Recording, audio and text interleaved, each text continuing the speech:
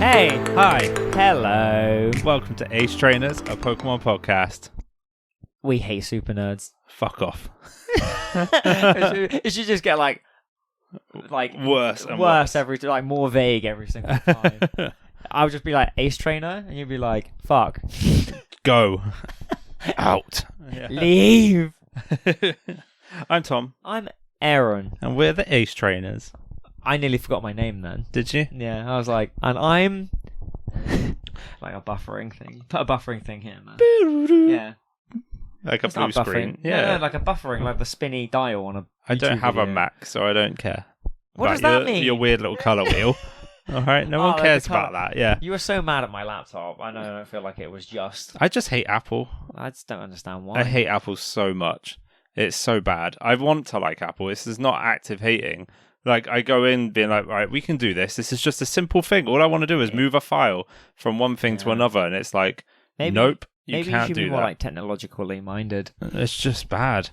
It's just bad user. It's not user friendly. It's incest. All right, this is the problem I have with Apple. It's incest. Anyone that has Apple needs to have Apple everything. Otherwise, it doesn't work. If you introduce something that's outside of the Apple range, it's like we don't know how to use this, and we're going to make it really hard so that you have to buy the Apple version of this thing to use it. And this is the fucking God's honest truth. I'm getting so heated already. Like He's so mad. I had an iPhone. I had an iPhone, and after 3 months, I regretted it, and I went back to using my old ass phone, which had barely enough battery to last a full day, because I'd rather have a phone that had shit battery than have a shit phone. Angry for no reason. Because man. it's not no reason though. It is. Every time never I had a wanted to problem. download something, it was like, put a password in, and you're like, why do I have to fucking keep doing this? I've already verified it's me when I unlocked the damn You could phone. just change the settings, And then though, so it it's didn't like- do that. It's like, oh, I'm on my laptop. I'm on my MacBook because I have a laptop that's also a Mac I got off of Freya. And it's like, you want to download something off the App Store? Okay, you need to verify it with your old ass phone. So I have to dig out an iPhone 5, just not even, I think it's an iPhone 4, just to go on there because it won't let me do anything without so asking for it angry. first. It makes me mad. I've never had a problem with any iPhone I've had. And then we started doing stuff on the podcast with an iPhone, and I can't transfer the files to my Windows computer because it crashes after 2 minutes because it's just god awful. Maybe it was a problem with your laptop. We'll though. You find did out say- soon. I was going to say, I'll I think find maybe, out. and if it is, I want an apology on this podcast. I still hate Apple. I've given you enough reasons before this to never apologize about Apple in my life. I'm never going to apologize about Apple. Apple sucks, and it's just not good. If you guys like Apple, whatever, but I I never fucking will. cannot stand it. I'll never. Fuck Bill Gates. I'll No, never he's the use wrong it. one. The other one. What's Steve his name? Jobs. Steve Jobs. I'll never use No, it. sorry, Bill Gates. We didn't mean you. Yeah, Steve Jobs and your little turtleneck sweater. He hates you. I don't. For the record, I think you're very cool, so haunt him, not me. So what have you been up to, Tom? So I've been doing a lot of podcast stuff, Have you? but I'm still shiny hunting that Charmander. It's not happened yet. No. I've upgraded. Okay. I've upgraded. I'm currently rocking 2 systems at once. What the fuck? I decided that one shiny hunt in a row wasn't enough, so I've now want got another one? Fire Red and Leaf Green. Would you like another one and get another copy of that? And Yeah. then you would then you would have 3 on the go at once. Oh, I legit I have thought 2 about DSs it. at home. I thought about it, you know. I was like, earlier I was like, maybe I could shiny hunt like a Fennekin at the same time, and I was like, this is way too many things for hands to do. So yeah, at the moment I've got it set up, so I've got Fire Red and Leaf Green going. Wow. But you I are decided, living a dream. I decided today, I was like, why don't I just mix it up a bit, get a bit fresh? So I decided that Fire Red was shiny hunting Charmander, Leaf Green was shiny hunting Squirtle. Squirtle. Oh, And then, so I've named my character Tom in both games, but that is your name. the so Fire that's good. Red rival's name is Matt. The Leaf Green rival's name is Aaron. So knowing this, which one are you rooting for? Are you rooting for the Charmander or the Squirtle? I've already forgotten which one you said was the Charmander or the Squirtle. It doesn't matter. Whichever one is my name. Who would you rather see? A shiny Charmander or a shiny Squirtle? Well, I don't even know what colour a shiny Squirtle is. Is it like green? It's got like a greeny, purpley shell, I think. I think it's like purple with a green shell. I think I would prefer... No, do you know what? Fuck Charizard. I would go for the Squirtle. Yeah. Speaking of that, actually, Yeah. because I'm going to bring it up now, else I'll Go on. forget. So, what would have been months ago now, Kaylee Byrne, you know Kaylee Byrne, Your Finance. Yeah. She sent us an email, Tom. I don't know if you read this. Oh, I did. I just thought it was pointless and not worth reading. She has... I don't remember what I said. You. I just don't remember what I said. That's all. So we say that we read out your email. So here is an email. Okay. This is from Kaylee Byrne. It is titled Trap Inch Hate, Episode 13. Okay. So whatever episode we're on now. Yeah, 17. 17, yeah. So no, that's not that long ago, but you know. So Kaylee says, "Hello. I would like to make a formal complaint about the downright disdain in Tom Archer's voice when referring to the tiny baby Trapinch. Trapinch is tiny. All right. Trapinch is cute. Trapinch is valid. I can't believe I ever called you my friend. You are dead to me." I like how she signs us off with, "No regards." Kaylee Byrne. Now, do you hate Trapinch? I don't remember what I said. You don't need to give me 2 microphones. It's fine. I don't remember what I said. I think you made a slight sigh. What? When I think you were. I think someone brings up Trapinch and you go, "Oh, Trapinch," and you go, 4 episodes ago. Right? Episode 13. Yeah. What were we talking about? Pokemon evolutions we would like to see. Probably. We were talking about evolutions we'd like to see, which means you said... I always forget about Trapinch. Vibrava, I always said. I said, I'm pretty sure I usually just forget about Trapinch. But it's you go, Trapinch. Or it's one of us go Trapinch, you go, I believe. I mean, I get her right now. She could tell us. She probably remembers so fondly. I have no hate for Trapinch. I think it's fine, but thank you for your feedback. It's just because the email came in, and last time we were told, weren't we? We were told by both of the women that we don't read these emails. Well, fuck you, we did it. Anyway, thanks for that while I was on my holiday as well. It was really nice to see a nice email while I was enjoying my time with my wife. You were like, fuck you, you're not my friend. I felt attacked. Thanks, friend. So I've been thinking about playing a game series lately. I don't know if I have time, but I'm hoping I'm going to have a bit more time on my hands lately. I'm thinking about going back to an old classic and starting from the beginning and working my way up. Ooh. Do I just go all the way back? I'm like, do I play Zelda, but I start with the original one? Because you can play it on the Switch now. And I'm like, I've played Zelda 1 before. I thought it was cool. Yeah. I liked it. It's just kind of retro. It's fun. But that was Final Fantasy would be cool. That was Kingdom Hearts would be cool as well, because I haven't played Kingdom Hearts for a long time. I just really struggle with the first one. Really? I think the second one's really good. Yeah. I've not played Dream Drop Distance, and I've not played... I haven't either. Not fully, anyway. Not Birth by Sleep?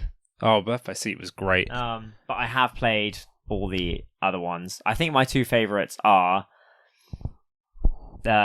is it 365 and a half days? 358 over 2. 358 over 2. Let's go. Yeah. And I really like 2. Although, unpopular opinion, I really like 3. I do. I think 3 is really good, and I'm really excited for 4 when they announce it, when they show it off in 10 years. I always thought the Frozen world was a bit off. I thought it was a bit off. And then did you see the MatPat video where he's talking about the Frozen world? No. Oh, it makes so much sense. MatPat. Come on the show, man. Yeah, but seriously, I'll link it. You should check it out because it's really interesting, and I think it actually does hold a lot of weight. Oh, okay. Yeah, he's basically talking about how the Disney probably stepped in and tried to stop them from doing the story they wanted to do for Frozen last minute, and so then they were like, just do Frozen. So they, they didn't change any. They didn't add or take away anything. No, it was literally just Frozen. That's what I mean. Yeah, but supposedly, I mean, I don't want to ruin the whole video, but supposedly they were going to make Elsa the villain of the whole world, and you'd have to fight Elsa as a boss later. Okay. But then Disney stepped in and said, we don't want you making Elsa into a bad guy, so they had to then add Hans in at the last minute, which is why he never talks in it, and why there's so many random things where you get sent down a mountain and you go into a labyrinth for no reason. And what I was going to say now, blanked. I don't know. Sorry about Hans. I don't know. No. Okay. Can't remember now. Can't remember what it was. So yeah, there's a lot of things that just don't make sense in that world, and it makes sense when you hear the theory that he has for it on Game Theory. So it's really cool. Which is really weird because you fight Baymax. I love Big Hero 6. That was such a great addition. I think all of those levels are amazing. They are. Toy Story 1 is incredible. That was my least favorite of all. Really? Yeah, of all of them. Still, I just like the scale of it. I love Monsters Inc. Monsters Inc. was so really cool. Good. I hate the Sora's character design in that though. Oh, do you? I think it's really cool. A little cat boy. Yeah. Who's your favorite Kingdom Hearts character? Oh, good question. I mean, that's not the main trio. I wasn't going to be one of those anyway. Yeah, okay. Probably Lee. I was going to say Lee. Not Axel. They're the same. They're not the same. Yeah, I feel like they are not the same. I like Vanitas. Do you? No, not Vanitas. The dark-haired one, the black-haired Sora man. That is Vanitas. Yeah. Is it? Yeah. I thought that was Ven. You're thinking about Ventus, who's the blonde-haired Roxas guy. Yeah. True. Yeah, no, I Roxas, really but not Roxas, because the Roxas is Roxas. But then you've got that one, which is that one. Actually, no. The best character is Aqua, by far. Pretty hot. Aqua's just the best character. Yeah, I don't like the big burly one. Who's the big burly one? The one in the Terra? old tree. Oh my god, Terra's amazing. But then again, I never played Birth by Sleep, so I don't know any Terra's of them. so good. Really. I like Lee, and I like... I have Marluxia's... Is that what that is? It's Scythe. Oh, okay, that's cool. Because I do like Marluxia, yeah. I think he's really cool.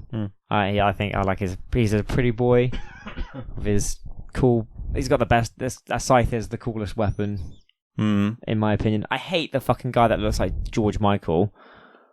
Fucking card man. Oh, do you? I thought he was really good in 3. He was good in 3. Yeah, he was good in 3. I liked him a lot. I didn't like him before, but in 3 I was like, he's got a lot of charm. I can see that. Yeah. I'm excited to see what they do in 4. Because apparently there's talk that it's going to be all live action Disney things. Because they show a waterfall, which is literally Star Wars Endor. And I was like, Star Wars Kingdom Hearts. That would be pretty I cool. hope so, yeah. Yeah, like maybe a Marvel one. That would be cool too. They smashed it with Pirates. Pirates of the Caribbean. It looks so good. I watched a video on it yesterday, and I was there like, sort of makes me want to play Kingdom Hearts 3 again, but I'd have to download it again on the Xbox. I'm like, I don't have time to sink into it. That game is just so emotionally charged that it boggles my mind that people could go into that without playing any of the others. Like, I mean, people who went, I'm going to start with 3. As long as you play 1, 2, I think you're fine. But if you played like the DS one, you'd be like, oh shit, this is the one. Especially when Xion comes out of nowhere and Roxas drops down, and very cool. Yeah, God. This broke my little heart. This is a Kingdom Hearts podcast now. This isn't April Fool's again. Don't worry, we are actually going to talk about Pokemon at some point. But god damn, okay, Kingdom Hearts is a good game. It's so good. I friend of the show, Matt, Hexmaniac Matt. He told me last time I saw him that he had just recently finished playing 1, 2, and 3, and I was like, you barely played the games. I'm sorry. You may have played them in number order, but you didn't get any of the feelings. Like I played Kingdom Hearts 1. I think it was like one of my first PlayStation 2 games. Same, yeah. And then I played the second one. For first time I played through the first one, I got lost in Kingdom Hearts 1 in the Tarzan level. Oh, yeah?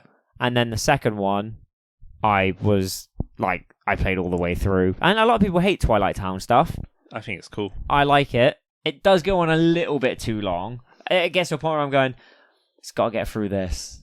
Yeah. I've got to get through this just to get to like the good stuff. Yeah, for sure. I see Sora's little face and, But like getting through, like when I got to the Keyblade Graveyard in Kingdom Hearts 3, like I cried like 4 or 5 different separate times because I had like known all their stories. Like just seeing them all being reunited, I was like, this is too much. And then at the end when you find out that Eye Patch Man. Yeah. It's pretty cool. Like I said, I'm excited for 4. To see what they do with it, especially if they are doing like Marvel, Star Wars stuff, and more Final Fantasy stuff would be cool. But I'd be interested to see where this saga's going, if you know what I mean. Yeah, because this is a new arc now. Yeah, I think it's going to be a very interesting time to be a Kingdom Hearts fan. One thing I have started is watching is Scrubs again. Have you? Yeah, I like Scrubs. I haven't watched that in years. It's very racist. Is it? It's very sexual. Of a different time. It's very sexist, very racist, very yeah, you watch it now. It's still funny, don't get me wrong, but you watch it and you are like, ooh. Ow. Okay, I'm interested. Yeah, that's the only other thing I've been up to. Should we play Polarizing Pokemon? Go ahead. Give me some PP. Let's give you a couple of Pokemon, and you can tell me how many percentage of people would like one Pokemon more than another. I'm down. Okay, so the first one we have is Sork. Do you remember this guy? He's blue. Oh, I hate him. The karate guy. Oh, fuck this guy. Or Sesame Street looking motherfucker. Yeah. Groudon.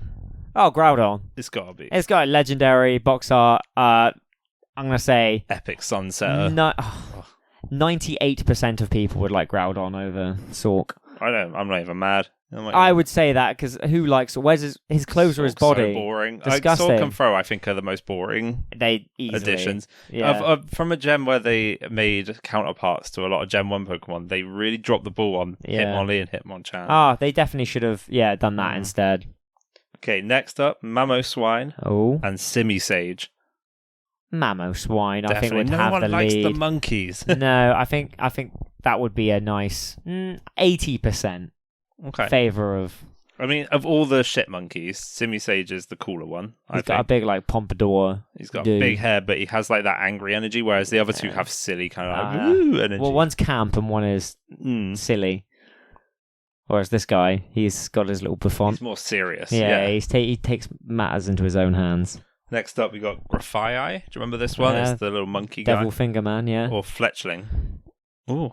Fletchling, because Talonflame had a big competitive play, I reckon. I'm not going to say by much, though. I'm going to say 65%. Okay. Yeah, all right. I'll give you I that. feel like that's a fair amount. You're being very diplomatic today. No. I'm trying my best to be... I'm going to, okay, trying to go for the fans. Give me another one. I'll do one more. One more. Got Pancham.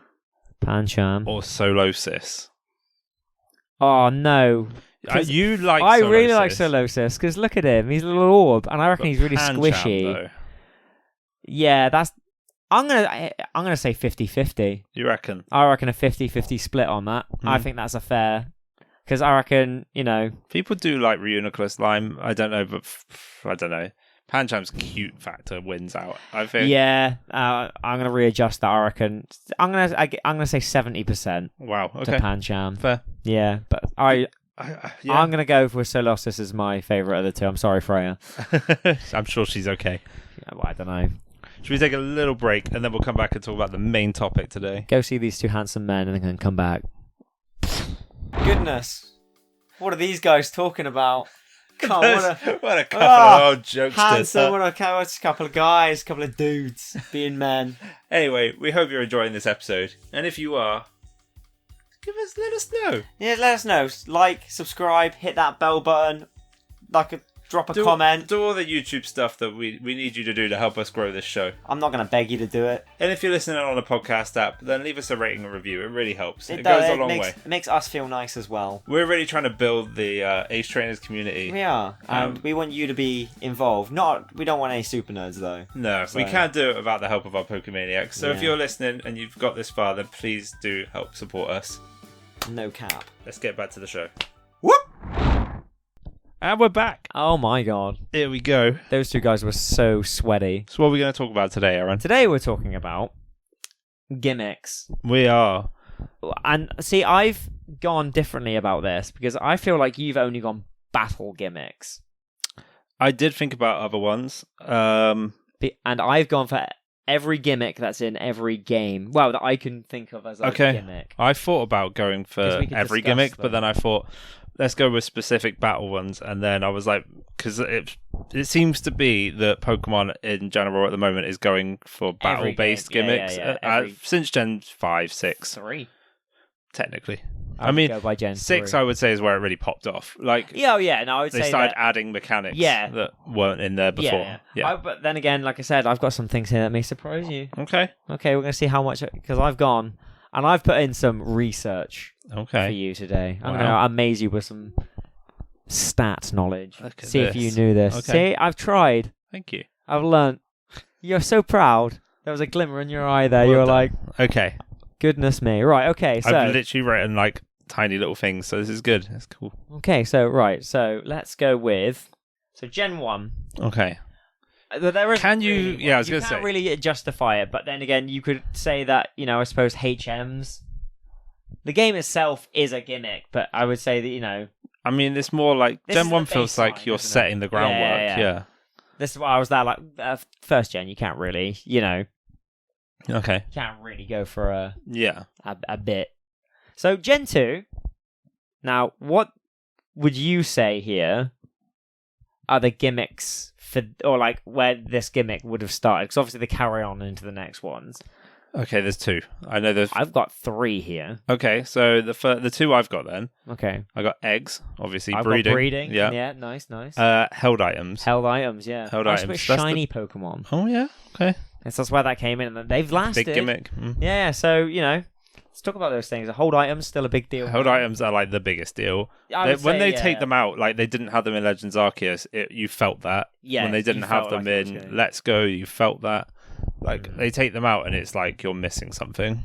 Especially, I feel like, in competitive. I feel like these things would not be... Like, Pokemon would not be able to be used properly. No. Or to their most fulfilling... Well, there's things like Eviolite, which is the like item that you give to a non-fully evolved Pokemon that like increases their defense stats. Okay. Would be completely... Like, it makes all unevolved Pokemon I guess things like useless. loaded dice or like black sludge, leftovers. Leftovers like, a big one. Exactly. Yeah. They would not be of use at all now. There's all the choice items as well, which increase like crazy amounts of stats, but only let you use one move. Like, it takes away a lot of the strategy, basically. Yeah. Without held items, you have no strategy. Like, yeah. And then you have breeding. That's a big one. Again, a big one that wouldn't have I guess shiny. Well, I guess you could shiny hunt, but it would, breeding is easier than. Yeah. And baby Pokemon for a start. Yeah, that was why I put, having technically another gimmick. Well, that's why I put breeding, is because it was almost like its own little gimmick in its own bit.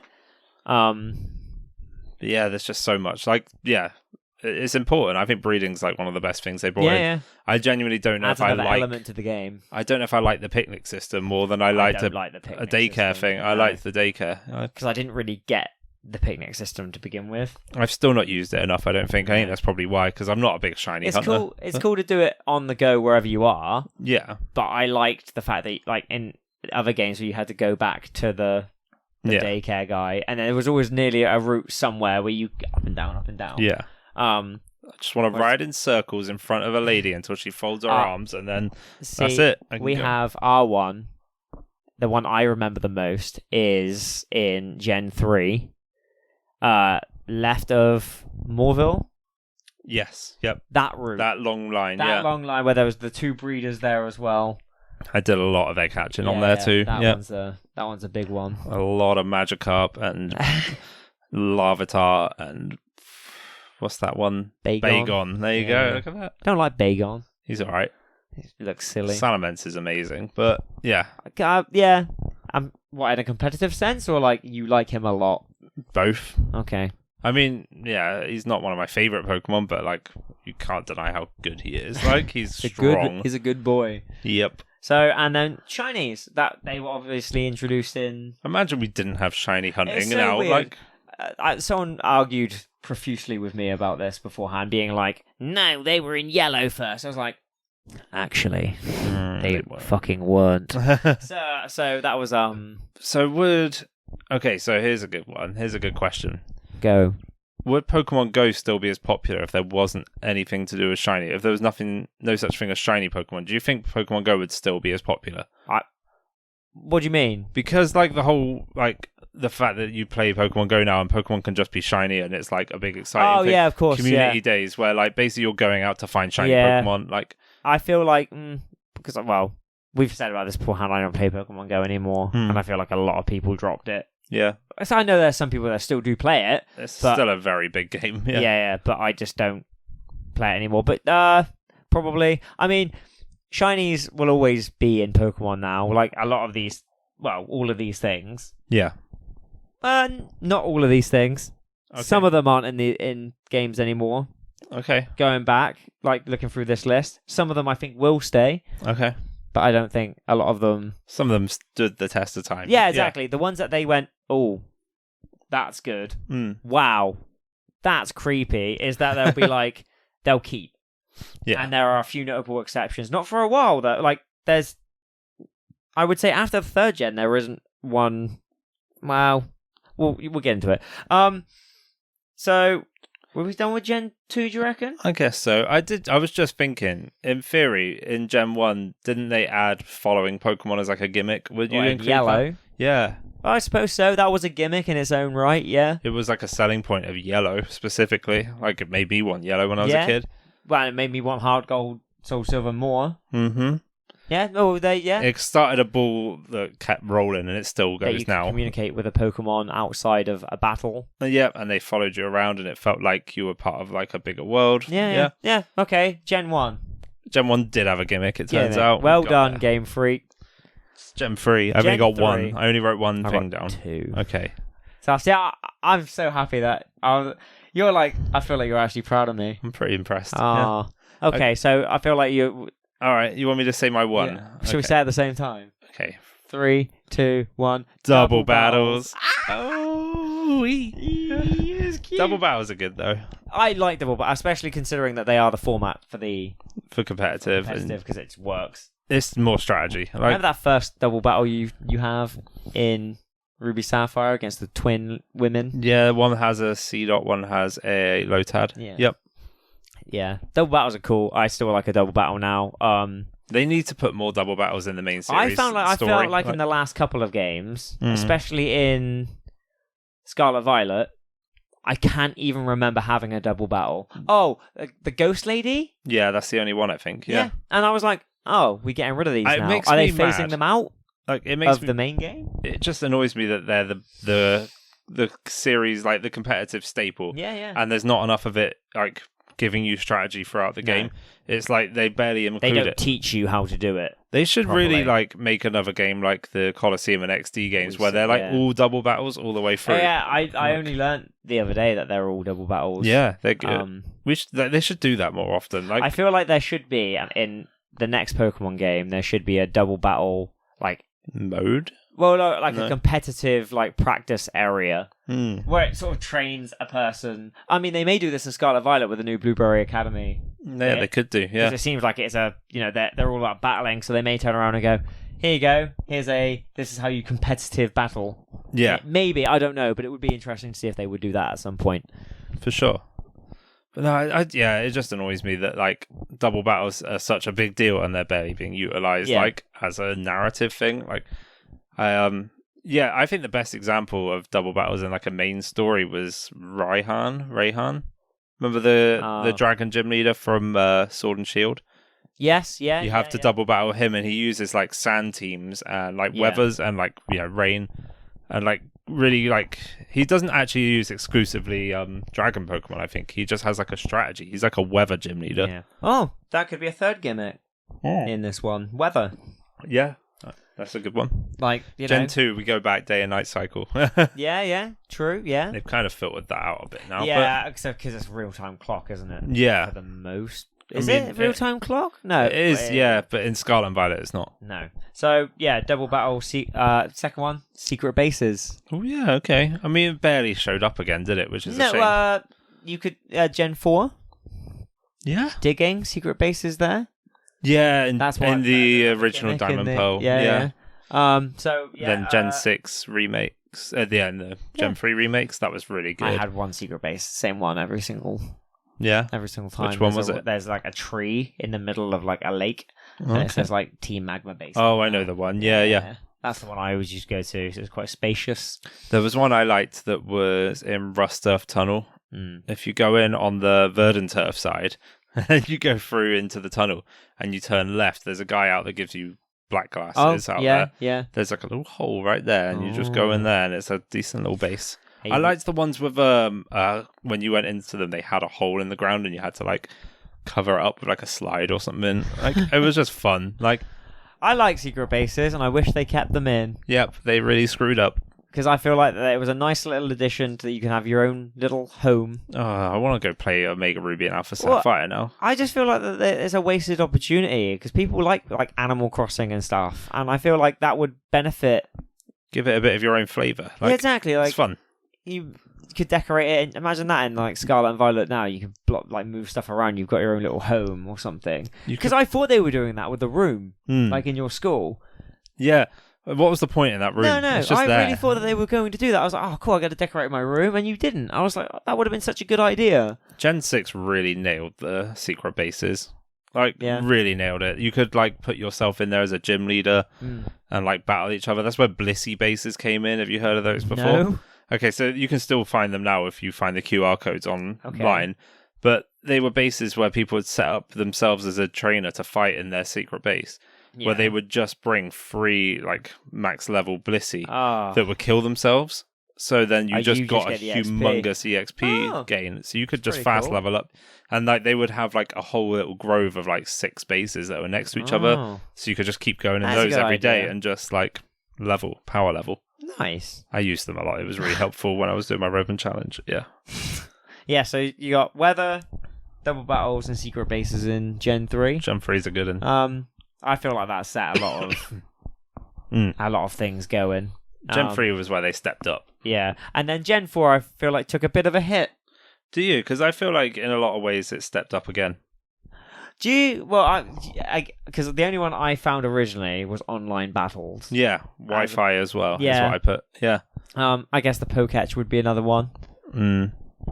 But they didn't really carry it on, so I guess as a gimmick. But then again, I put digging was another one, but then it leans into secret bases. Again, another one I wish they kept. Yeah, because I enjoyed doing that, little digging for little bits and pieces. And it was still good in Brilliant Diamond, Shining Pearl. They did a good job with that. But fun little game here for you. It was all right. Yeah. Have you ever played? Here is a fun little game. Have you ever played a game for you monster catching fellas? Okay. Spectrobes. No. That shit was bussin'. Why? You would love Spectrobes so much. Right, so Spectrobes, you'd go around, it was like you dug out little fossils or little materials underground. And then you would basically put that fossil in a machine and it would make a little a monster. Okay. Just find what that is. Let me just find, where is it? Okay. Spec. Because it was a game on the DS, and there was quite a few games on the Wii and DS as well. Yeah. But you played as a little fiery head little man. Okay. Oh, it was such good gameplay. So you walked around with your guys that would go around and fight in a big arena. Nice. I think you would enjoy it a lot. It's a really good game. But yeah, that is Spectrobes. Spectrobes is cool. Okay. Give it a go. If you can find it, download Spectrobes. Come on the show. But yeah, Wi-Fi was a great addition because it meant that suddenly Mystery Gift, which we failed to bring up before, was now a thing you could just get online. You could go online and download all these events. Yeah. I always found it really hard to play it online, though, on the DS because I could never, for whatever reason, it would never connect to certain Wi-Fi. Yeah, okay. It's Nintendo. It was because so we use something now. This is getting a bit technical on you. Here we go. Look, I do know about technology. All right. Okay, we use a WPA2 Wi-Fi protected access to security system on most of our home routers now. Oh, okay. Back in the 2000 in the early internet days, they used WEP, WEP. I was about to say, because it used to be what is your WEP key? And even if you put it in, it was See, a WEP key is different to a WPA2. Yeah. So a WEP key is a static number that doesn't change. Yeah. Which means it's very, very easy to hack. Yeah, it's very easy. So they changed it very quickly, and probably Nintendo didn't get the heads up before it was too late. WPA2 is a code that continuously cycles, which means it's very hard for anyone to hack it. WEP keys were the routers just didn't have them. When I was doing my ribbon challenge, there was a ribbon that was an optional one, but a lot of people were you in the community were you need to do this one because you can, and you needed to. It involved winning 50 battles in the Gen 4 online battles. Oh my God. In the battle tower, but online or something. Basically, I was I don't want to touch that because I'm not fucking going on a WEP network. You can set them up still now on your router. And I was like, I am not like opening up my network to get attacked by malicious attackers. And I was like, this is stupid. And like, I'm not dumb enough to fall for this. Yeah. And there's still things now where people are like, oh, you can still connect to certain servers and download event Pokemon from Gen 4. So, but again, you need to be on an unprotected network, and it's silly. Don't do it, guys. It's not worth it. Wow, that's hacky. That's informative. That's the more you know. Spouting knowledge about WEPs. So yeah, I think it was really good though. Adding online was the start of how where we are now. Yeah, it was good. It was a good time. But yeah, I would agree. Gen 4 didn't add a lot. I don't feel like it added a lot in game. Like I said, you had the Poketch, but it didn't really stick around. But I feel like digging was nice. They adapted on contests, which we forgot to mention in Gen 3. Contests! Yeah. But again, they didn't really stick around after Gen 4. 6. Really? They were in Omega Ruby Alpha Sapphire, and they were also in remakes, though, right? They were in the remakes of Diamond and Pearl. Yeah. Yeah. But they changed up how they worked. I used to love contests so fucking much, They're man. so bad, though. If you play them now, you're like, God, they suck. And you're like, when you have really cool. When you have to hit master rank in every single contest, you realise how repetitive and stupid they are, and also how easy they are to break. Yeah. You can just win everyone with like a certain moveset every time. Yeah. Rest and snore. Good little combo that is. That is a good combo. So, we're going on to Gen 5 now. Oh, and I gotta introduce myself again. Hold on, I need what do you mean, hood or something. Wow. I haven't got a hood. Well, you putting your KKK thing on. Okay. I'm a heartbreaker. My name's Charles. Remember this guy from Gen 5? No. Don't you remember Gen 5? No. Heartbreaker Charles. Do you remember? Oh, yeah, I think Heartbreaker Charles, wow. who came up with rotation battles and triple battles to impress a lady on his hog. He's the OG hog rider. Hog riders. Hog riders. Yeah, he brought. He was the guy. You met him in that town with Clay Driftvale. Okay. And he was like, my name's Charles. I'm a heartbreaker. Is that what he sounded like? Yeah, that's in my head at least, yeah. And he was like, yeah, I've invented this new battle system. And depending on which game you played, it was either black or white. It would either be rotation battles or triple battles.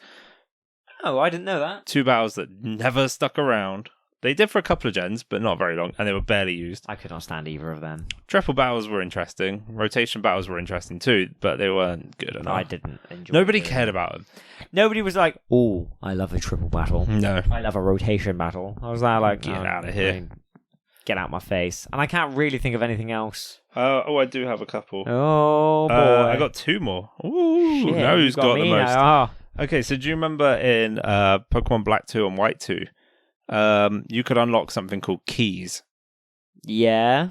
Basically, they were the most annoying way of doing it, but you could send a key to another game after you unlocked it. So you couldn't do it in your game, but you could send it to another game. And it would unlock certain things, like you could unlock new chambers for Regis to appear. Okay. Or you could access easy mode or hard mode for your save. So you could send somebody a hard mode key and then they could start the game in hard mode. Oh. Pretty cool. I didn't know that. Yeah. Wow. The other one, gems. Gems is a really good battle one. Gem. So gems aren't actually in the game at all anymore because they were too busted. If they were still around now, holy crap. Like, they would be big on terastallizing because they were a held item that was a consumable, so they got used once. Right. When you used it, it boosted a move's power by 50% for the one move that you used. Yeah. So, so nowadays, okay, so say you had a flying type Pokemon with acrobatics. Yeah. That one that does double damage when you haven't got a held item. Yeah. You could do terastallized flying acrobatics flying gem. You'd use the flying gem, have no item. It would do double damage plus the terastallized plus the 50%. Oh. It would be like unbelievably powerful. It was one of those stupid ones. I think it never even made it out of Gem 5. Oh. I think they were like, I think normal gem did, and that was it. They were like, the other ones are too powerful. Gems were broken. Too strong. That was the battle gimmick of Gem 5. Like, that was the one. That was what people were bringing to competitive. Like, it was a big deal. I just can't even remember them. I barely used them. I wasn't really interested in competitive when Gen 5 was around. It wasn't until Gen 6, which we're going to talk about right now. Gen 6. It's a good one. The start of something new. They introduced a new battle style here. So we have rotation battles, we had triple battles. Gen 6, they introduced inverse battles. The fuck's Again, an never inverse? really made it out. I think say, they what the did fuck is show an up in the inverse next battle? one. They flipped the typings on their head, so it was really confusing. So all of a sudden, fire was super effective against water. Oh, I can't remember that. Very confusing. I didn't want to touch that because I thought, do you know what? It's hard enough remembering all this in your head. To reverse engineer it now and unlearn everything is just like counterproductive. And I think that's probably what they thought because it never really lasted. So I've gotten down Megas. The big one. The big one. This is the start of the gimmick as we know it, I'd say. So, fun fact, right?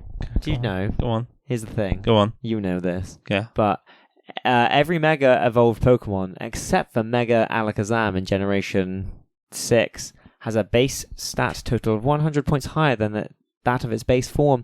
Did you know that? I didn't, actually. That's pretty interesting. Wow. I've done it. And the other one, I would say, as I've just remembered now, would be riding Pokemon. I suppose they did, didn't they? They added you walked around on the ride arm. They had the mammoth swine.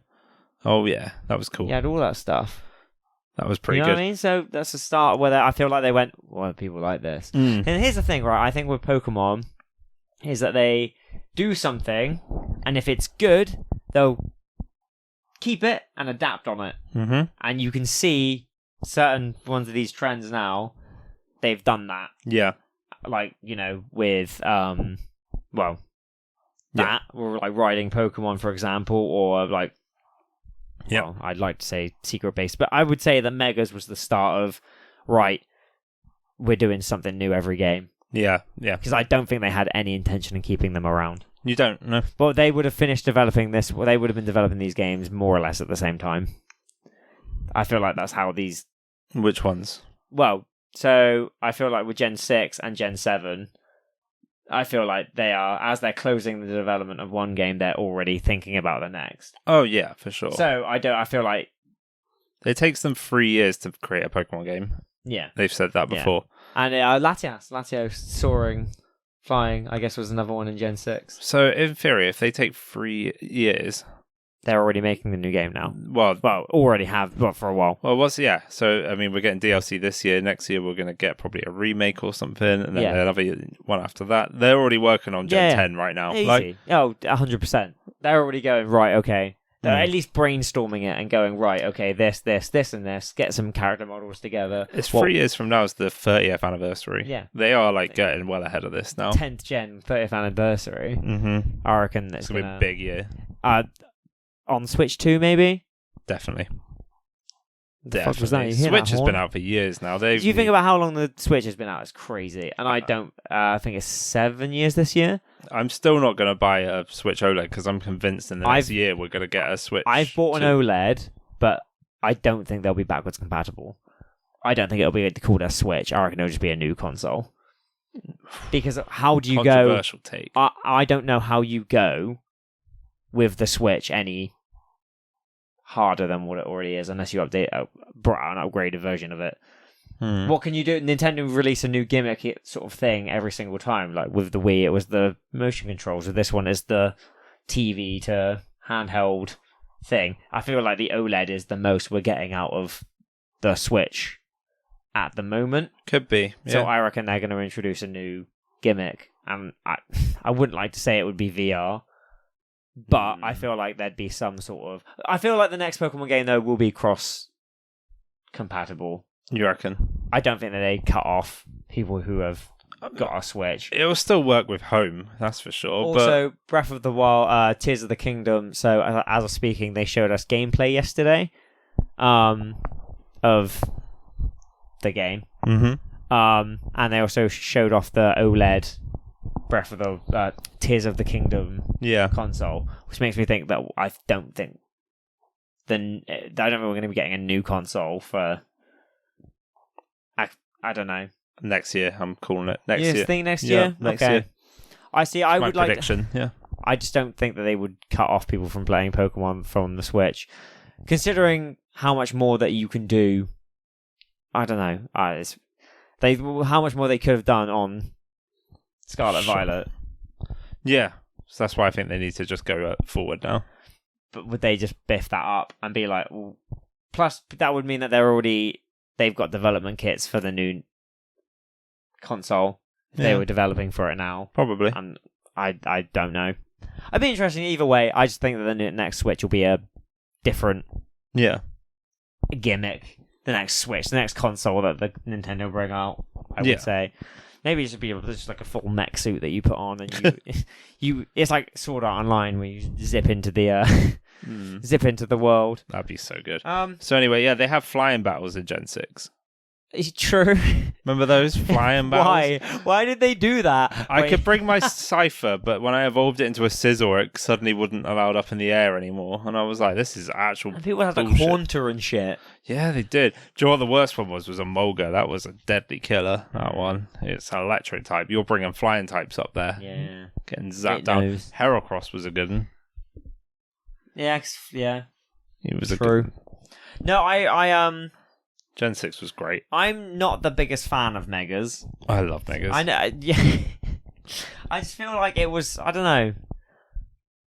I feel like they could have just kept Megas to a certain extent with the next few Pokemon. Yeah. I wanted to talk about this a little bit at the end anyway to wrap up, so we can always revisit this. Okay, cool. Should we talk about Gen 7? Gen 7. We're going to my favourite place. We're going to Alola, baby. I hate Z-moves. Z-moves were the worst. But, do you know what I do love? What? I love regional forms. Oh, yeah. That, you know it's good when they keep it around for the last... The best gimmick. Fucking... 3 gens. And Legends Arceus. Arceus. I don't know how people say certain things. I ain't gonna.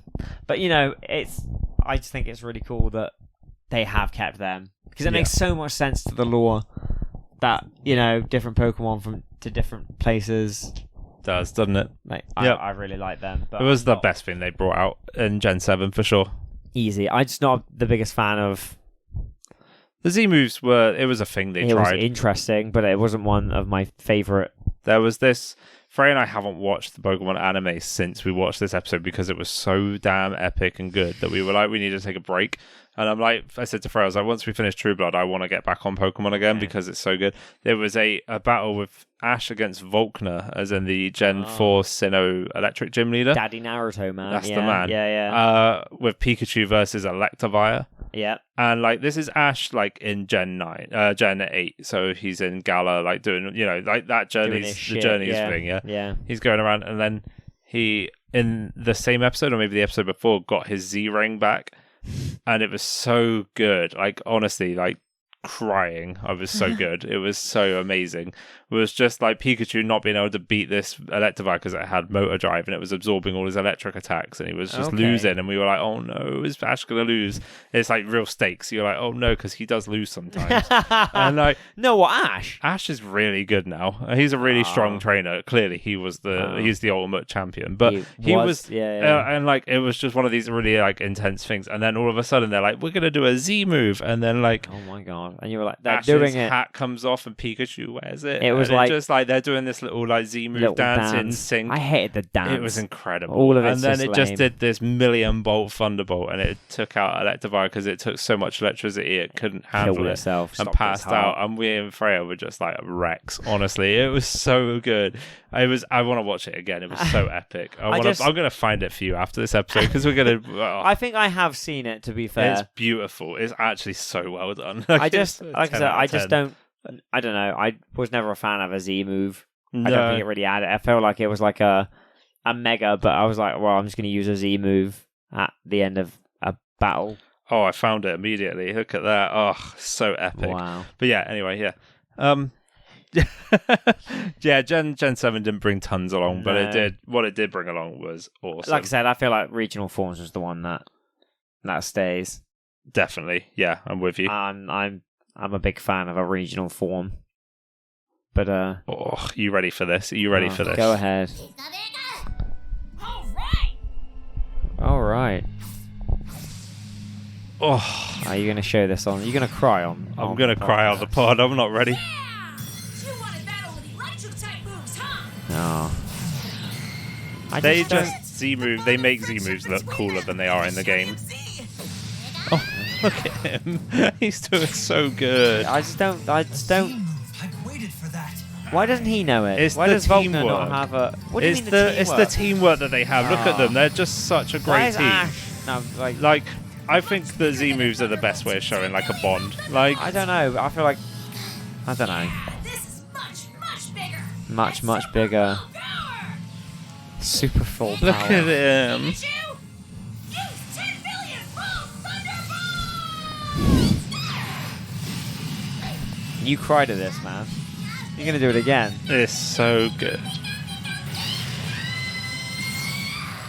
It does look nice. The animation. You is didn't good. watch the 20 minutes that led up to this moment. 'cause No, I'm not- like it's incredible. Like, Absorb all of its power using motor drive. oh, he's trying so damn hard.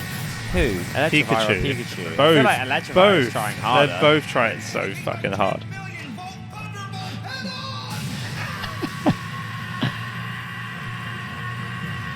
I just... That is a big old scream he did there. That made me feel a bit sad, but, you know. He's trying so damn hard. Like, Does he get the lines on him after this? It breaks me and Freya when they do stuff like this in the anime. Look at him. He's fine.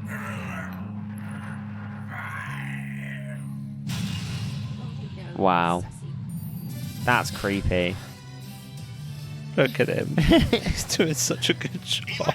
I swear I wasn't going to cry on the podcast today. See, I have stuff like that, though. So proud of him. The Look. things... Look.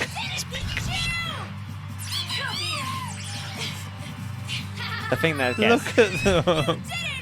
How far did you get in My Hero Academia? I can't remember, actually. Because there's a fight where All Might fights All for... Oh, yeah, that one. Yeah, All I for did see one. that. Yeah. That shit makes me fucking bawl my eyes out. Yeah. And the fight between Bakugo Yeah. and Floaty Girl in the Oh, yeah. tournament. That gets me, and I don't know what it is. It's one of It those wasn't things the fight that got me in that one. It was after when she's talking to her parents and she was apologizing and like, so yeah, hard. Oh, you did, yeah, you yeah, did. Well done, Floaty Woman. Well so done. yeah. Anyway, slight tangent aside.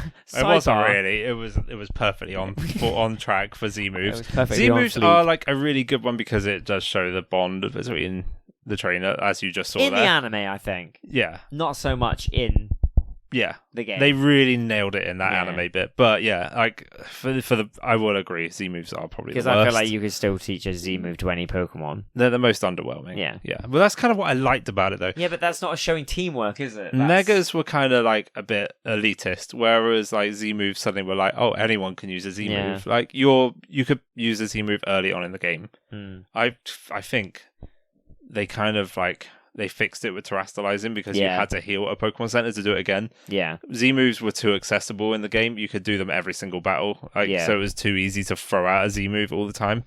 Like if you had made it so was you had no to, risk. yeah. You just be like, boom, done it. If they made it so you had to rest every time, Yeah. yeah, it would have been a lot better.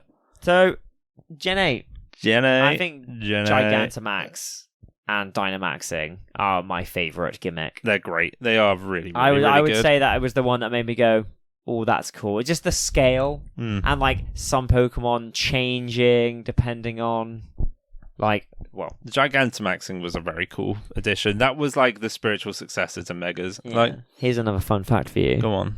You ready? Yeah, I'm ready. So, Gigantamax Pokemon receive a greater stat increase than a Dynamaxed one. Do they? Yeah. Do you know that? I didn't know that. That's interesting. Here you go. I At genuinely Dynamax- just thought it gave them a different move. That's it. No. At Dynamax level 0, a Pokemon will gain 50% more HP. Yep. For every Dynamax level above that, the Pokemon will gain 5% more HP, up to a 100 HP increase at Dynamax level 10. Yep. All other stats, as well as its ability and held item, remain the same. Yep. There you go. That's the same for everything, not just Gigantamax. Oh, really? Yeah. Oh. Yeah. They all get, like, there's a Dynamax level, and then, yeah. They all have it. And yeah, so it basically just boosts their HP, which is very cool. Yeah. And then they get new abilities, so they get like Max Flare, and like it's very cool to see. They took Megas, they took Z moves, and they combined them together in a way Yeah. that made it feel fresh and new. This one made it feel like it was interesting and made me like, I didn't like Megas, but I liked this because it was like, I still, I don't know, I just felt it was cooler. Yeah. I like Gigantamaxing and Dynamaxing a lot more. It's a big spectacle. Yeah, again, yeah. It was just like the crowd and how it looked was cool, and like entering a den and fighting up like a giant kaiju fucking Eevee, for example. What was very good about it is that people that even didn't know about Pokemon knew that it was a big deal. Yeah. There's a story last year when I was at work during the Pokemon World Championships. Yeah. We watched the final at work, me and this guy who didn't even know about Pokemon really. Like he knew basically what Pokemon was, but he's not a fan. And I was like, I bet you my staff drink today that this guy's going to win. He was like, you're on. I bet against the other guy. Yeah. And like, he didn't know what was going on. He didn't know who was the strong Any Pokemon. idea. But when they Dynamaxed, he knew it was a big deal. Yeah. It's the spectacle of it. Like, Yeah. It's a like I said, it's a spectacle, and the big stadiums, the big stadium feel. I just think it was cool. I think that's probably my favorite one. Also, they carried on with. No, they didn't put Ride Pokemon in that game. No, they didn't. Which is a shame, because one gimmick that they did add into this game, though, the wild area, Yeah, I guess could be considered a gimmick, because it gives it open world. I First guess. time in a Pokemon game. Then they carried it on in the next 2 games. Yeah, it's like the introduction to like open Again, world. Like, they introduced it and went, they loved that. Keep it going. mm-hmm. Like, DLC, I suppose, again, would be another gimmick DLC, that they did. Which, again, I love. Yep. I think Sword and Shield, I think is one of my Raids? favorite games. Raids, yeah. God, Let's they talk have a lot about Raid. That's yeah. probably the, other than Gigantamax and Dynamax, probably the biggest one. Yeah, for sure. Raiding was like a huge deal. And then the legendary raids as well. I didn't know they were coming back, but I knew they were coming back. Yeah. Like, The fact that they went, that again, they've kept a lot of things from Sword and Shield. Yeah. Gen. This is it. Yeah. They're definitely sticking around to. Yeah, for sure. Again, regional ones came back in again. Yep. In it. I feel like they just kept a lot of stuff. Pokemon appearing outside of, like I said, in the wild area, outside of the grass. Yeah, Pokemon Overworld. following yeah. you as well with the DLC, kind of doing another big comeback. Yep. Ooh, we didn't mention this all the way back in Gen 2, but roaming Pokemon was a big thing where, Pokemon like Entei, Raikou, Suicune, they kind of had that again in Sword and Shield because they had the legendary birds in the wild areas. And Which one for you was the most annoying to catch? For me, it was Articuno. Moltres. See, a lot of people say Articuno. I think Moltres was just annoying because I missed it several times. I got Articuno, I think, first go around. Oh, that's good. Zapdos was the most fun. Yeah. Because you were just literally, you could see it. You were just chasing. There he is! Yeah. Get the Chocobo boy! I think that would be more fun now with Koraidon and Miraidon because you have the dashing and I think like it'd be more like exciting and thrilling because you could climb and like glide and stuff. There's a lot more you can do now. HM's being taken away. Was that this game? That was Gen 7. Gen 7, yeah. That was one that was big change, yeah. And Yep. still even now, I can't imagine playing a Pokemon game with HMs. You just can't. They knew that when they did Brilliant Diamond, Shine and Pearl. They said we cannot put HMs back in this game. It will kill it. Yeah. Gen 8, I think that best. Yeah. I think. The Arceus Legends? What I did would they say add? I mean, open world, move swapping. Yeah. As a gimmick, they've kept that in this one. You can swap moves around quite freely now. Sure. The one thing they took away in Gen 9 that I wish they didn't was the evolve button. I liked it when a Pokemon leveled up and then you could just choose to evolve it rather than it doing it by itself. Yeah. I like that. I think that's a big deal. Like, it was a really cool addition and I kind of wish they kept that. Yeah. Move swapping. The camera being fully... That was Gen 8. That was Sword and Shield as well. Did they do that in that? In the wild area it was. Oh, well, yeah. Being able to move around with your Pokemon. I miss... Do you know what? I wish that they kept all of that. In Arceus battle. when you... Oh, yeah. Like like how the that bosses looked. and stuff. No, right? just like being able to walk around Oh, right. Yeah. as a trainer. I wish they kept Feeling that. more active yeah, in the battle. I felt yeah. it was like... It felt less static and a lot more like You were you more... are in a world. Yeah. And I like that so much, and I just miss the fact that they took away... Also, picnicking's fun, but I actually really liked that you could just throw out all your Pokemon in the middle of nowhere. Yeah. Like, you just cycle through and throw them out. I really liked the way that Legends Arceus UI worked, where it had, like, your Pokemon on, like, a thing, and then you could switch to Pokeballs, and you could just throw Pokeballs. Like, catching like that was amazing. Like, they really, like, took a step back in that regard to me. Like, I mean, for a spin-off, and them adding all of this stuff... Yeah. You know, I wish they had just met the two together. Yeah, I wish that they just went, right, here's all of this stuff in this game. Like, I thought that this was a testing ground for Scarlet Violet. mining trees and rocks and stuff by throwing out your Pokemon makes it feel like they have a use in the world. Like, it's just really... I feel like they added a world there, and I feel like that they should just bring those things into main game. I got a capture card coming tomorrow, and my first thing I want to do is, can you beat Pokemon Legends Arceus with just Rowlet? That's my first thing. Nice. I'm very excited about playing that game again. Actually, like, I feel like you're going to like it more this time. I think I will. Yeah. But, yeah, no, I feel like and then, then we get onto the newest game. Gen 9. Here we go. Gen 9. Terrestrializing. You got that. Easily the most complex of gimmicks. I love Terrestrializing. I do. I think it's one of my favourite, because it makes you think. Arguably the best one. Yeah. Because it does really adds so much to the game. So much depth to the battle system. It makes you go, right, if I do this, I'm going to be strong against this, but if he turns into that, then he'll be strong against me, which they may be thinking about. It's little things like that which make you go... It's like when you enter a raid in this one, you go, right, I have to choose the typing that's not... the type it is, but the type that it's...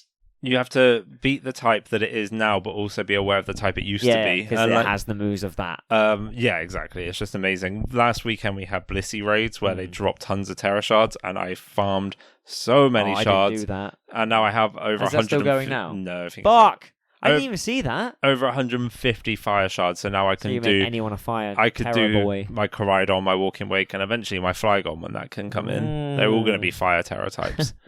So I'm huge fan. I really like Terrestrializing. Yeah. The only thing I wish that they didn't do was make them such a big silly hat. I quite like the hat. But there are rumors that in the DLC there's going to be Terrestrial Maxing, I believe that is called, that I've seen, which could give Pokemon new forms when they terrestrialize certain Pokemon. Okay. So like Gigantamaxing. But with certain Pokemon so I think there was one that was like a I thought you meant like they were gonna do Dynamax all over again. I was like, please no, but you can imagine like Quaxcravel, the stupid duck one, would be get like terrestrialized to an ice type, would get like an icy armor or an icy mask. That's what apparently the first DLC is going to introduce with the with the free pseudo starters. Yeah, because you see the masks, Monkey Dory, and Okie Doggy, and Pheasantipity. Yeah. So so the masks you see at the start apparently is a hint towards them having a terrestrializing type, which turn them into more like Power Rangery. See, I can see it with those. I just don't know about other Pokemon. I think it'll go right. This Pokemon will terrestrialize into this if you do it with a certain type, and I think that would be interesting if they do. That would add another dynamic to that for sure to this game. I just think that terrestrializing is really cool. I love the like I said, riding Pokemon again came back in this one again. Fully open world. Yep. What else did they add in this game? Collecting items, like minor items everywhere in the overworld. Yep. It's pretty cool. I'm trying to think now. I don't really know if there was a lot more that they added. Not really. I mean, they had those Pokemon that were already terrestrialized in the wild. You know, the ones that were like glowing. They were sort of like an event-ish, but they didn't really add much to the game. They weren't really a gimmick as such, were they? No. Like groups of Pokemon, maybe. Picnicking, which I guess is a bit like camping with the curry in Gen 8, but kind of just like... Making a sandwich. Yeah. I suppose. It's the cooking thing. Yeah, I just wish it was better. We've said about this beforehand, but I wish so much. The more I think about it every single day, I'm like, you could have done better. And the more I was talking about Sword and Shield, then I'm like, I think Sword and Shield is just, in general, a better looking and feeling game to play. In a way, they're very different. They are very different, but I don't know if I prefer one or the other, but I think it's bad that I don't prefer the new one more, in a way, now that I think about it. I don't know. I think I like them both almost equally at this point. Yeah, but it is what it is. Make it better in the DLC, please. You got any theories for the future? Oh, I do. Do you? Do you? A little, nothing huge. See, I've got what I would like. Okay. And I've got a whole... So I've and said also, before I forget, Regional Fakes was another one that they added in. And Paradox Pokemon. Oh, right, yeah. Oh, Paradox Pokemon, of course. Big deal. Big deal. For sure. So I've said that a battle mechanic seems likely because it's how they've always been. They've been doing it since Gen 6. Yep. What I would like, because I was trying to think earlier, I was like, what are we missing that we haven't done yet. Yeah. The only thing I could really think of was something to do with your trainer. So okay, you've got different than me. That's cool. I said like maybe some kind of bomb phenomenon, such as Ash Greninja. You know how we had that? It would be amazing if they suddenly brought that in as a gimmick, and it's like, oh my god, they teased this back in Gen 6. Like, imagine if it was something like the or Gen 7, I suppose. Like the stronger bond, like you have a bond. Yeah, that's what I mean. Level or something, and it'd be like you're like every level of bond you get with a Pokemon. Yeah. Like the more you battle it, like sort of like friendship now. Yeah. But like the higher, maybe it goes up to 10, but on level 10 of every Pokemon, you get a special move. Yeah, or like they changed to look more like your trainer, like because that's what Ash Greninja was like. It looked more like Ash. Like there's like I don't know. I'd like to see something. I feel like that'd be really difficult though, especially with character customization. For sure. I feel like it would be. I feel like it'd be very surface level. It would be cool, but I feel like it would be. I'm talking like let's not overcomplicate because this is Game Freak we're talking about. Yeah. They look at the color of your clothes and they mirror the and they mirror your clothes color. Because it'd be something like where you can't change it from the start. It'd be like eye color or hair color or something like that. But then maybe you could customize it yourself. That would be pretty cool. Yeah, that would be very, very cool. Yeah. If you could choose how your Pokemon looked when it did its bomb phenomenon. The other one I've done which is something I really would like to see. I've been wanting this for generations now. Okay. An item or something that allows a non-fully evolved Pokemon to gain the stats and of a moves of a fully evolved Pokemon, but it can no longer evolve. So it's essentially like a skin change. You've got, let's say, you've got a Nidoran Pokemon, male. but it knows it's Nidoking moves. Yeah, it's a Nidoran male that is essentially a Nidoking. It can't evolve. It has all the moves of Nidoking. Can't it do that anyway? It keeps its typing of Nidoran, like of poison and no ground. Can't it do that anyway if you just level it up enough? Because they learn moves faster if they're not. A level 100 Nidoran will never be as strong as a level 100 Nidoking. No, I thought you was talking about moves beforehand. Yeah, no, it makes that would be cool if you had a level. Give me a reason to keep a Rowlet around, for example, or like a Pokemon that you don't want to evolve because you're like. I always see it as a fully evolved Pokemon. You want to get to the fully evolved form, unless it's really ugly. No, I like the idea of having a baby. You love the idea of having it. And thing is, when we did our run through of Clefairy and Pikachu, I really enjoyed doing that. Yeah. So and it would be cool to. And the only thing I was saying is I wish it could evolve just so it. See, no, I just think stronger. It's just very cool. The idea, yeah, but imagine it's already strong enough. You're like, it's got that strength, but it's still cute and small and like unassuming as well. Because you're like, oh, look at this little bitch, and then you just suddenly, that would be cool. And then, maybe it'd be a held item. I feel like a held item would really impact but that would be the point. It would have to be a held item. I feel like it needs to be just an item or something that you use that is irreversible. So suddenly you can't. Will never ever evolve. Yeah, so it's stuck. You know that decision before you make it, and you're like, okay. This Nidoran will never evolve again, but it will be very strong. I like that. So I've got for Gen 10 a fusion mechanic. I thought about this, but but here's how I want to do it. We didn't bring up fusions earlier either with Gen 5, but yeah. In Gen 5? Kyurem and Reshiram and Zekrom. Yeah. But here's what I do, right? Yeah. Right. Maybe two specific, like, Pokemon, for example. I don't know, a Pikachu and a Eevee. Okay. But only those two confuse. But only certain Pokemon confuse with another Pokemon. Okay. Right? Maybe it, can become one very powerful Pokemon, for example, that fusion Pokemon for 3 turns or something. Right, okay. Balance it by only having a few Pokemon in general that can fuse together. Okay. Maybe not legendaries, for example. Maybe you could do like Mewtwo and Mew, for example, to have a Mew 3.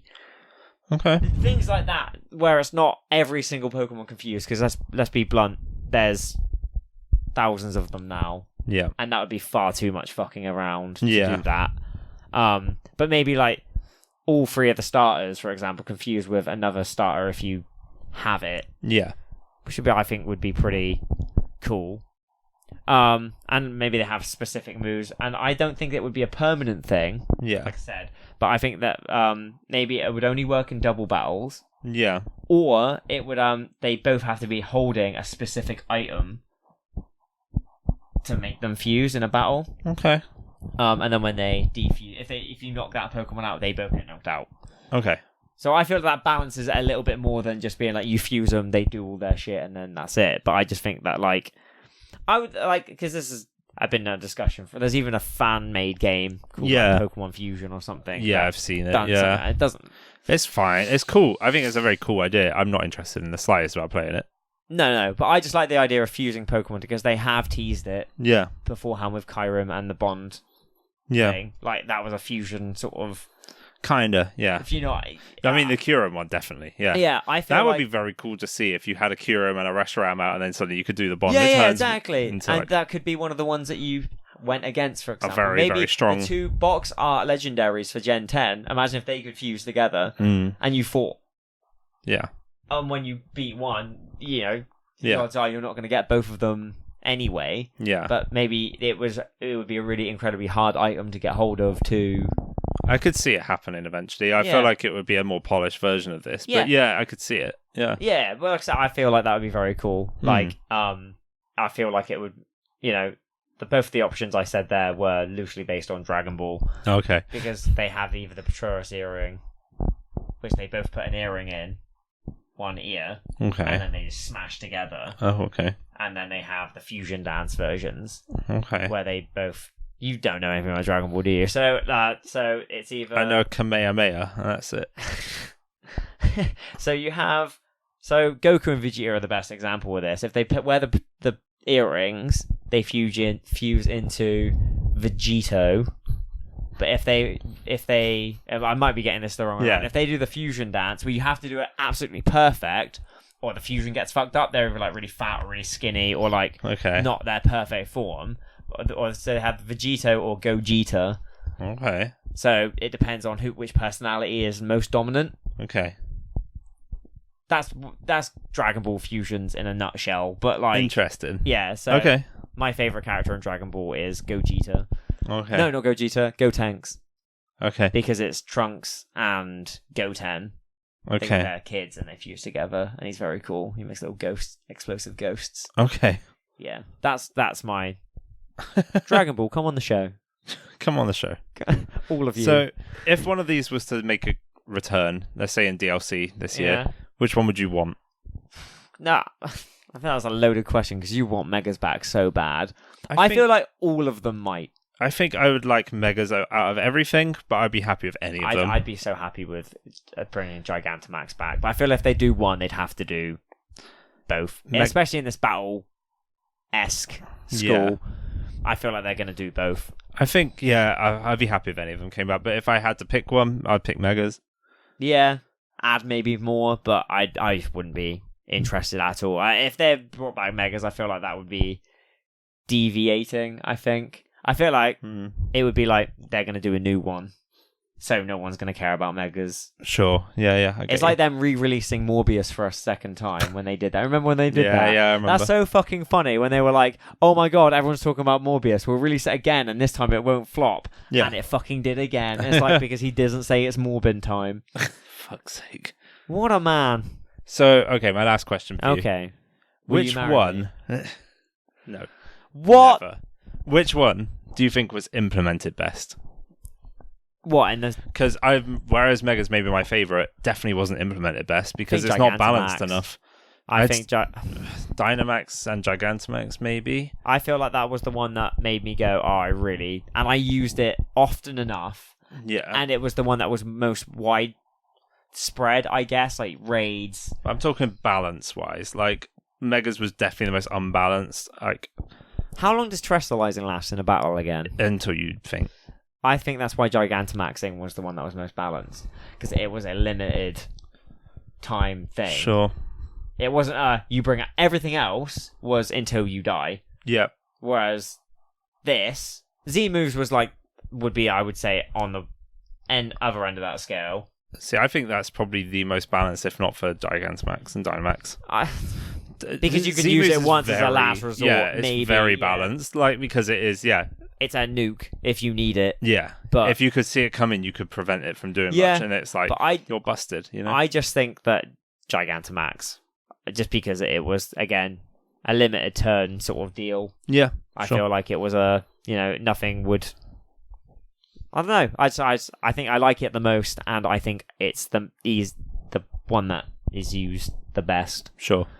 Like I said, raids, the spectacle, Just all of Gigantamax is cool. Them having a different form was cool. Like, I love seeing, but it didn't really impact stat wise, so it was good. Yeah. Like, it was still fair. It was just different. Yeah, like seeing certain Pokemon having a Gigantamax form instead of a Dynamax form, and the fact you really didn't cool. have to have that. You couldn't. You could just have a Charizard. You didn't have to have a Gigantamax Charizard. But then you'd see like Gigantamax Grimmsnarl. That's cool. He's a cool design. I just wish that I could see that.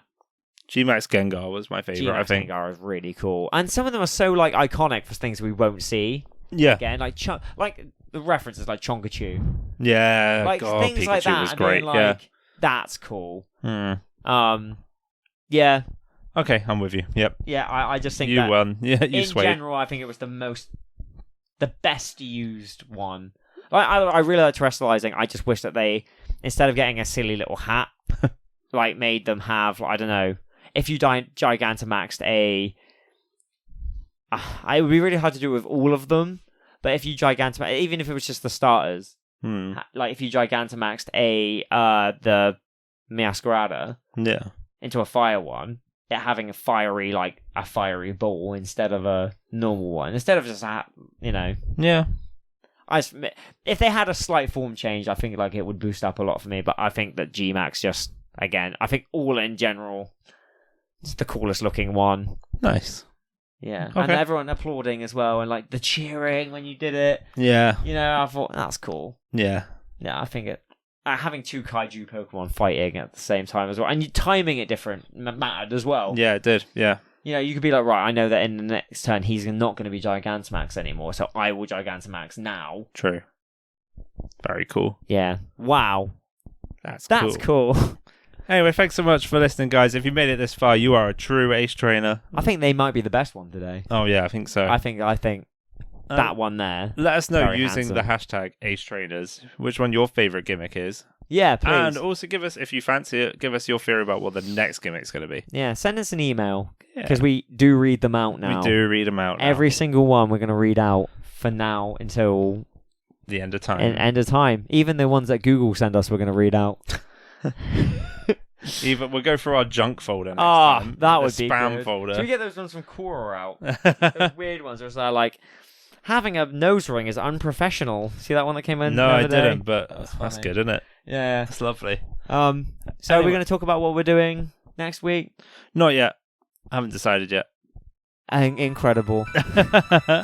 Thanks so much, guys. We'll catch you real soon. Thank you for listening to Ace Trainers, a Pokemon podcast. If you'd like to follow us online, we're on Twitter at AceTrainersPod. We also have a Facebook page and a YouTube channel, so join us on there.